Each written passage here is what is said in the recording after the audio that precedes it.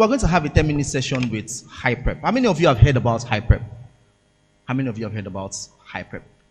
Students in the back, how many of you have heard about HYPREP? Okay. So we're going to have a 10-minute session with HYPREP.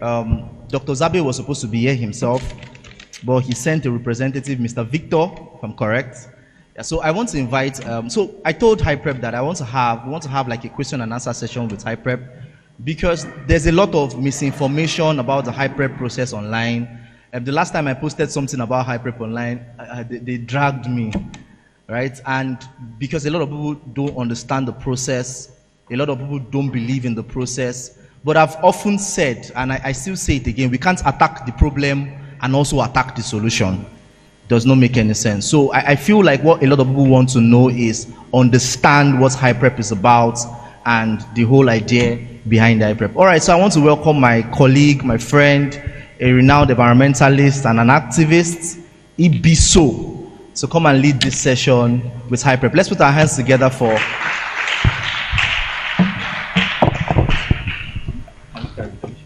All right, also I want to call on Mr. Victor, representing Professor Zabe, who is the program coordinator, project coordinator of HYPREP. Let's put our hands together for Mr. Victor.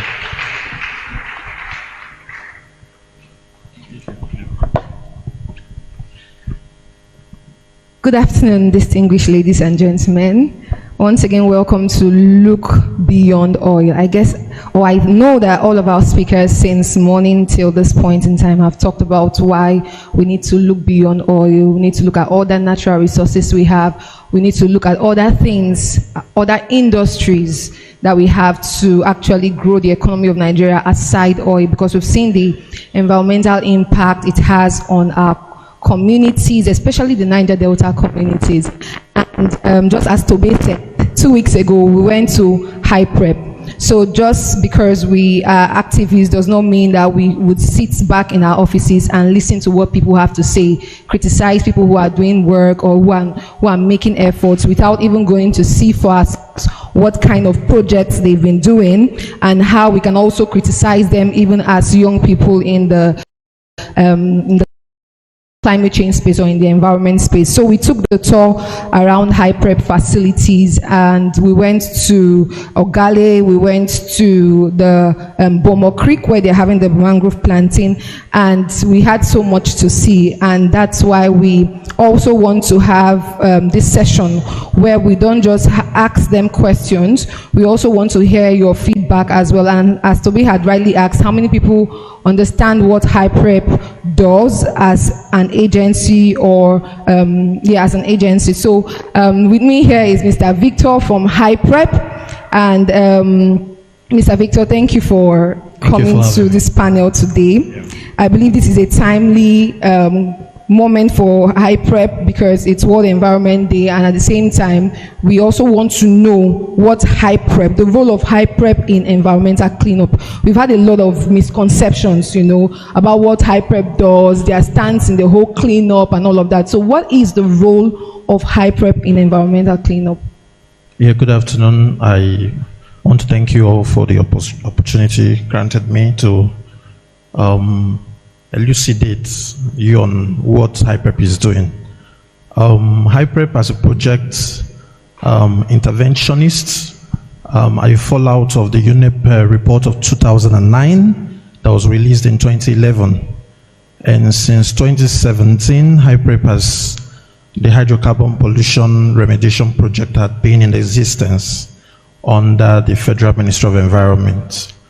So primarily, there are two mandates of HYPREP: restore oil-degraded environments, talking about matrix 6 groundwater, talking about soil, talking about sediments, that's what we're talking about, the shorelines, and even air, because like Emere Bibi Opabi mentioned, in the UNEP report at the Insisio Agbin sites, UNEP had concluded that benzene levels were more than 900 times the permissible levels. So HYPREP has been doing that from 2017 because this was new. Remediation is novel, it's new. We had to start and gain experience So HYPREP started with the simple sites. And that categorization was based on the fact that there were contaminations in just soil.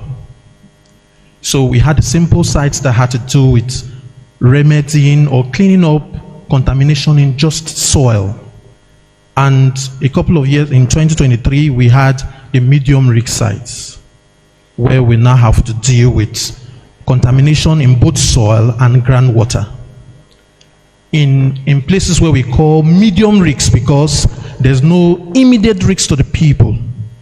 In places where the people are already living on those lands and on those groundwater, where there's contamination right under them, we call those sites complex sites. And work has not commenced on that yet, because you can't clearly remove the people who are sitting right on top of the contamination on those sites.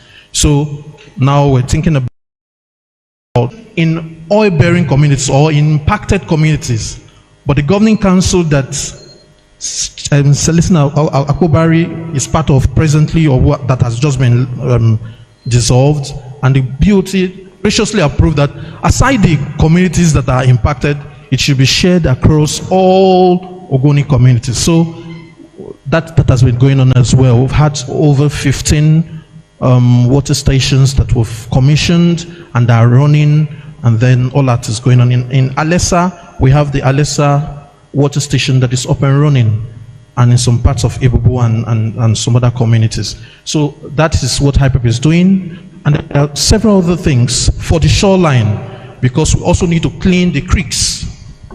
We have the shoreline remediation, where low pressure is used to go into the swamps, because normally that's where the challenge came from. The oil spills that resulted to all of this was the 2008-2009 spills in Bodo, and all of that around the Gokana communities from Bodo to the other communities in Gokana. So we're also doing work on the shorelines. So they flush the sediments and recover wastes. Millions of barrels of crude that have been poured into the sediments of our communities across Gokana LG, and of course the Mangrove Restoration. So in places where flushing had been effected, cleanup had been attained to some level of oiling in the pits, we plant mangroves in those areas, because normally they will help to sequester carbon and make sure that the residual oil in those sediments are removed by those mangroves. So far, briefly, I think that's what we've achieved. Thank you. All right, thank you so much. Please, a round of applause for him. I believe students here are research students. I believe you're taking notes and keeping your questions, because at the end of the session, you have an opportunity to ask your questions. But you made mention of the flushing and all of that, and this is something that I and Tobe and a couple of other young activists also saw for ourselves. We saw people coming out from the creeks with the whole machine and all of that. So this brings me to my next question. So in our conversations with these people, we noticed that they had some barrels of oil, you know, and we had some conversations with them. And the question now is, where does this extracted oil from this sediments, from these creeks, where do they go to? What does HYPREP do with it? Because I believe a lot of people want to know, does HYPREP keep it to themselves, or where does it go to? Yeah, clearly in those contracts, most times they are denatured oil, so I would just call them sludge. Yeah, because in the previous works that we had to do, in one of our sites in Obolo, in Ibubu, we had gone and excavated the area, and then we saw crude, fresh crude, sitting in the soil. And then because that was a facility owned by SPDC, we had to invite SPDC to come and evaluate the crude, whether it was worthwhile, whether they could evacuate them, because we had already recovered them from the soil. And they came, they did their tests, and it did not meet their criteria. So in most cases, after you've recovered, because the challenge is to remove the reeks. That's number one. We have to remove the reeks. The reeks is the oil or the sludge or whatever it is in the ground that will work against agricultural use of that land in most cases. So normally we evacuate them from the site to a waste management facility, and then they are treated and eventually they're discarded. So you mentioned SPDC. So how does HYPREP know? Because I believe students are here and they want to understand the whole system. So how does HYPREP know that this particular oil comes from SPDC? Because sometimes we know that oil can spill through a particular pipeline that's not even SPDC's own, into a particular creek. So how do you trace the fact that this particular oil is from SPDC? Yeah, because majority of our sites are along right-of-ways. So for the communities, we have right-of-ways, even where we have crisscrossing right-of-ways. Like in the Chiefs community, Ogale, we have an MPSC right-of-way, we have an SPDC right-of-way. In most cases, the challenges we are having now are on the MPSC right-of-way. Because normally Shell, previously, I think they've changed their name now, they will come, they do sectional replacements, and try to do some sort of remediation. Yeah, but for the government-owned lines, we barely see that effort being done. So majority of the challenges we have are on the MPSC pipelines. Yeah, so before we start our work, before we go to those sites to clean up, there's normally a source, there's a pathway, there's a receptor. So all of that is known to us. We know where the source of the spill is. And the first thing is to see how you can nip it in board. Because it does not make sense that we'll clean up here, you leave the tap, the faucet on. After you clean up, it will still spill. And then the whole place, you just go around in circles. So the first thing is to locate where the source of the spill is. And then the pathway, where it has gone through. And the receptors, the people who cross that area. And then you notice that. So that's what is called the SPRO in risk management and all of that. Yeah. All right, thank you very much. Please a round of applause for him. I like the fact that your response brings me to my next question. I already have questions I had outlined for you, but your response brings me to my next question, and which is, we know that when it comes to cleanup activities, it takes a whole lot of time. The whole problem we created took years, and so it will take years of intervention to get the whole cleanup and all of that done. But recently we've seen that HYPREP is working. We've seen the whole mangrove planting, the whole cleanup, the flushing system and everything.